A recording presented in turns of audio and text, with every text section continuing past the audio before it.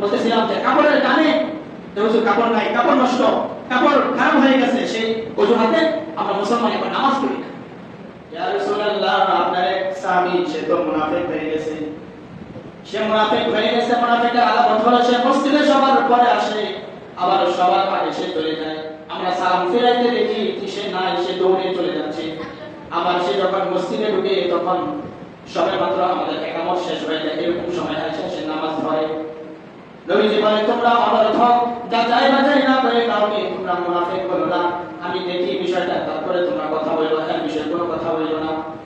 এরকম ভাবে নবীজি একদিন দেখতেছেন, তিনি একামত শেষ হওয়া পর্যন্ত পিছনে তাকিয়ে আছেন, খেয়াল করতেছেন কে এই সাহাবী, কে সে, কোন সময় আসে, সে কোন সময় নামাজে দাঁড়ায়, এটা দেখার জন্য।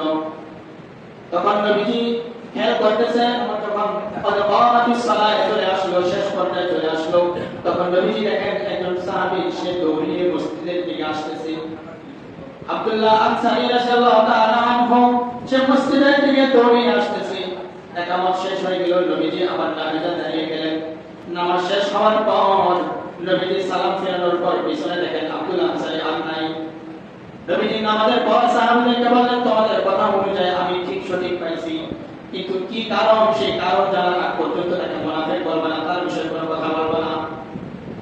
সে কেন এগুলো করতেছে সেই বিষয় না জানার আগে তার বিষয়ে কোনো কথা বলবে না। অতঃপর সাহাবীরা এবং নবীজি সাল্লাল্লাহু আলাইহি ওয়াসাল্লাম একসাথে ওই আব্দুল্লাহ আনসারী রাদিয়াল্লাহু তাআলা আনহুর বাড়িতে গেলেন। বাড়িতে গিয়ে দেখেন সে অনেক গরীব, তার উপর দিয়ে খেজুর ডালার ছাউনি দেওয়ানো এবং তার ঘরের সামনে একটি দরজা আছে খেজুর পাতার। নবীজি দরজায় গিয়ে সালাম করলেন। একবার সালাম করার পর কোনো আওয়াজ নাই, কোনো সাড়া নাই, সালামের উত্তর আসে না। নবীজি দ্বিতীয়বার সালাম দিলেন, কোনো আওয়াজ নাই, কোনো সাড়া নাই, সালামের কোনো উত্তর নাই। নবীজি বললেন, তৃতীয়বার যদি আমি সালাম দেই, সালাম দেওয়ার পর যদি কোনো আওয়াজ না আসে, কোনো উত্তর না আসে, তাহলে আমরা চলে যাব। অতঃপর নবী করিম সাল্লাল্লাহু আলাইহি ওয়াসাল্লাম তৃতীয়বার সালাম দিলেন। তৃতীয়বার সালাম দেওয়ার পর ওই সাহাবী আব্দুল্লাহ আনসারী ঘরের ভিতর থেকে সালামের উত্তর দিলেন, ওয়া আলাইকুম আসসালাম ইয়া রাসূলুল্লাহ। সালামটা দেওয়ার পর আবার একটু দেরি হয়ে গেল। ওই সাহাবী নবীজির সামনে এসে দুটা চক্ষু দিয়ে তার অশ্রু প্রবাহিত করতে লাগলেন, ইয়া রাসূলুল্লাহ, আপনার সাথে আমার পর্দা দূর হয়ে গেল।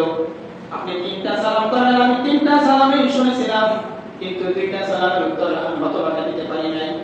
অতঃপর নবীজি তাকে প্রশ্ন করলেন, ও সাহাবী, তোমাকে আমি দুইটা প্রশ্ন করব, আগে তুমি আমাকে দুইটা প্রশ্নের উত্তর দাও, তারপরে কেন আমি তোমার বাড়িতে আসছি সেটা আমি বলবো। নবীজি যখন তার বাড়িতে গিয়েছিলেন, দেখলেন তার দুইটা বাচ্চা শিকলে বাঁধা, শিকলে তার দুইটা বাচ্চাকে বেঁধে রেখেছিল। তো নবীজি বললেন, তোমার বাচ্চাগুলো কেন শিকলে বাঁধা হয়েছে এবং কেন তুমি আমার সালামের উত্তর দিতে দেরি করলা, দুইটা প্রশ্নের জবাব আমি চাই। তখন সাহাবী সে কান্না জড়িত অবস্থায় বললেন, ইয়া রাসূলুল্লাহ, আপনি এরকম দুইটা জিনিস জানতে চাইলেন। নবীজি বললেন, আমি কি তোমাকে প্রশ্ন করে বড় দুঃখ দিলাম নাকি? সাহাবী বললেন, না না ইয়া রাসূলুল্লাহ, আপনি কোনো দুঃখ দেন নাই। আমি বলতেছি কেন আপনার সালাম দিতে আমি দেরি করলাম। আমরা স্বামী স্ত্রী দুইজনের মাত্র একটা কাপড় দিয়ে আমরা দুইজনে চলি এবং ঘরের মধ্যে আমাদের একটা গর্ত রয়েছে, ওই গর্তের মধ্যে আমি যখন নামাজে যাই আমার স্ত্রী ওই গর্তের মধ্যে থাকে, আমি যখন নামাজ থেকে আসি আমি গর্তের মধ্যে ঢুকি, গর্ত থেকে বের হয়ে আমার স্ত্রী কাপড়টা পরে সেও নামাজ আদায় করে। সুবহানাল্লাহ। তখন সে জামা পরে নামাজ আদায় করে।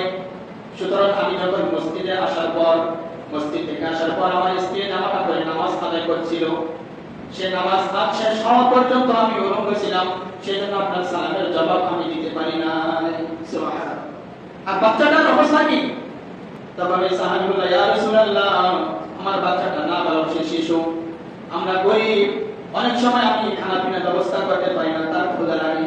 আর আমাদের বাড়ির সামনে ছিল এক ইহুদির বাড়ি, তার দুইটা খেজুরের দুইটা গাছ ছিল, সেগুলোতে সুন্দর এবং বড় বড় মিষ্টি ফল ধরত, খেজুর ধরত, খুরমা ধরত।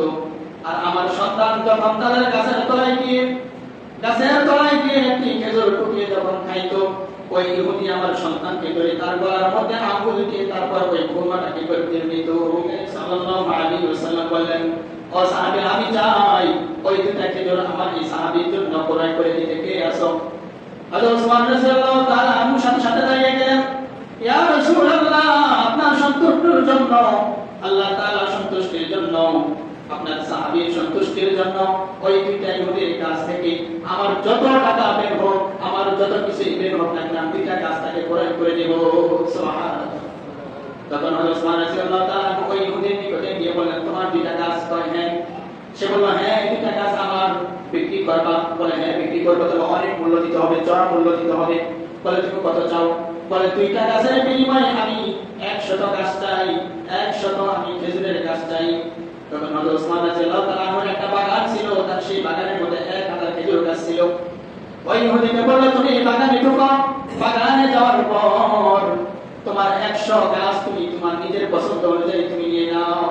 সুবহানাল্লাহ। তাদের মন, তাদের উদারতা কিরকম ছিল!